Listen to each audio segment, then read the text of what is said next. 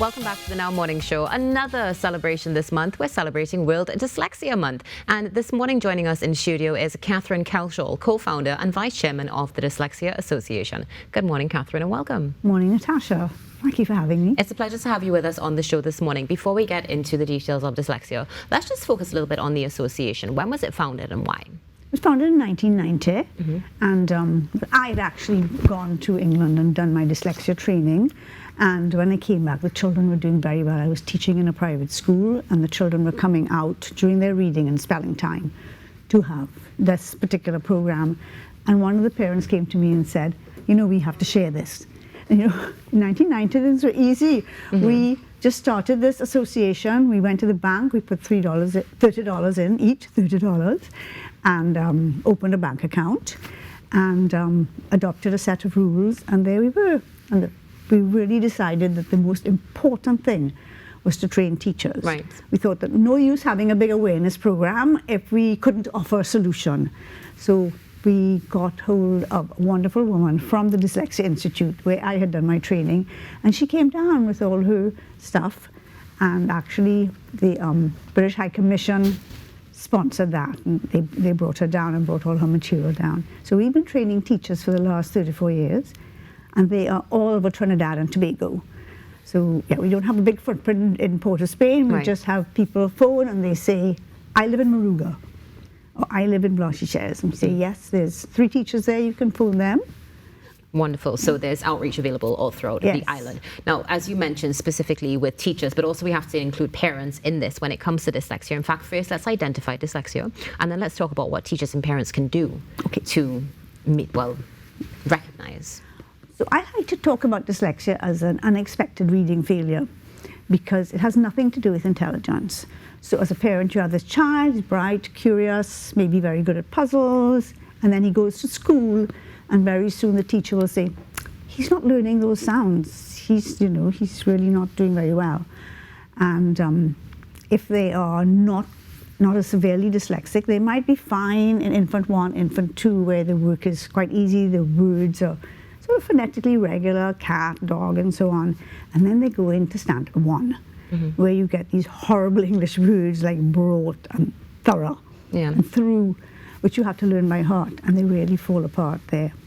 So dyslexics have a lot of difficulty with sequencing. You will see it sometimes in sequencing of numbers. They're writing 126 and they get 162 or something.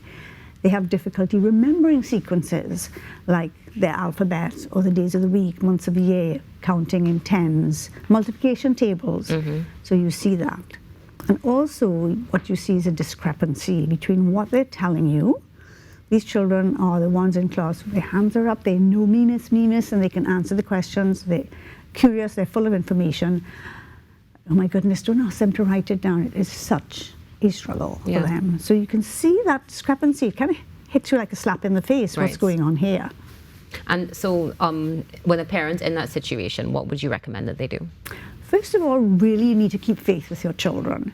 You need to blame English a lot. English is a difficult language, so tell them that.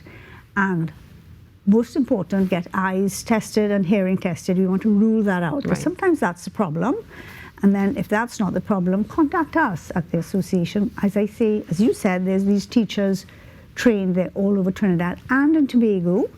And so that we can get a teacher near you in your area who can do screening and will know whether our program was suitable for your child. I'm glad that you mentioned your program in particular, because of course we know that you're investing in teachers when it comes to outreach and of course families as well. But what about this month for dyslexia? What plans does the association have in place? All right, so we are doing an outreach where we've contacted many of our teachers and they're doing sessions in their schools. They're showing a video called Reading is Not a Natural Skill, which goes through all of that.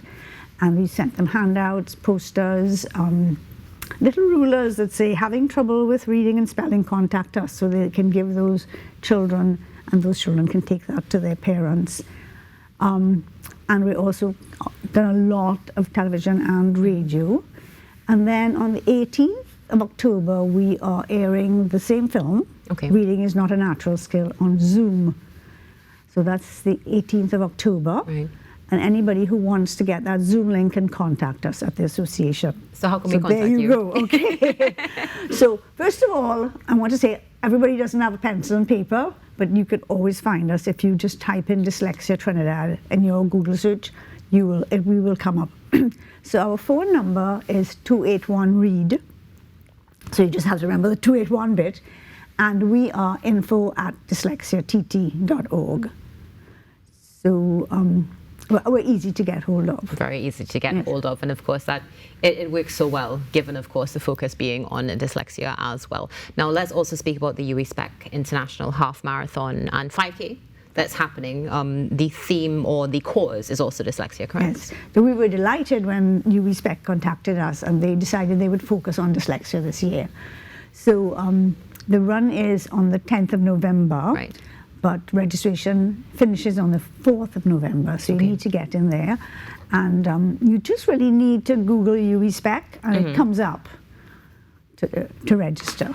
And the funds, donations, and anything that goes from UWI-SPEC is going towards the association partially as well? Yes, that's right. So, I mean, it's wonderful for us because as an NGO, we're always looking for funds. In your experience throughout Trinidad and Tobago, as you said, 34 years in existence, is there a high rate of dyslexia in Trinidad and Tobago, and do we have that awareness that we need for parents and teachers? Well, there's no testing for dyslexia done universally in the country. So we have to look at international figures. But internationally, throughout the world, they talk about from 15 to 20% of people being dyslexic. So we can say, okay, even if it's only 10%, and we have, where are we now for population? Just I can't remember, 1.3 million. 1.6, okay. yeah. So it'll be 130,000 dyslexics in the country. And a lot of them just slip through the cracks. And these kids, they get really frustrated. They start to act out. Children want to do well. Yes. They come to school and they want to be just like all the other children. They want to please their parents. They want to please their teachers. It's not that they come out bad. They come wanting to do well. And when they find repeated failure over and over, it's when they start to lash out. Yeah. Sometimes they behave bad just so they can be put out. And so that they know nobody's going to ask them to read in class. Actually, I'd like to say to teachers, please don't make your dyslexic read aloud in class. Not unless they volunteer. And not unless you let them go home with it to practice. Yeah. I'm a teacher. Don't give me something to read unless you've given it to me before to practice it. Yeah. So that's really soul destroying for dyslexic to stand in front of their class and make a hash of the bit of reading. Definitely, because now, correct me if I'm wrong, but one of the things that I've always heard, and from friends as well, is that those who are dyslexic actually have very high IQs. Some of the higher, on the higher spectrum. Well, okay, not all dyslexics are brilliant, but it has nothing to do with intelligence. And it's true that dyslexics bring with them special skills. Yes. So they're sort of right brain skills. They're not good at sequencing, which is a left brain skill, but right brain skills like design, engineering, architecture, business entrepreneurs, because if you're an entrepreneur, you've got to pay attention to everything. You have your office people to pay attention to this goes after this, goes after this, but you need to really, as a businessman, see the whole thing. So they have talents, dyslexics. Excellent. Well, thank you so much for joining us this morning, Cathryn. We appreciate it. And we look forward to seeing you continue to do work throughout Trinidad and Tobago and really reach out to those who would need that support. Thank you very much. It's a pleasure. Speaking about, of course, Dyslexia Month being observed throughout the world, Cathryn Kelshall, co-founder and vice chairman of the Dyslexia Association, joins us this morning. And if you can, go and register for the UWI-SPEC International Half Marathon and 5K that's happening on Sunday, the 10th of November, because some of those funds are going to go towards dyslexia. Stay tuned. There's more coming up on the show after this.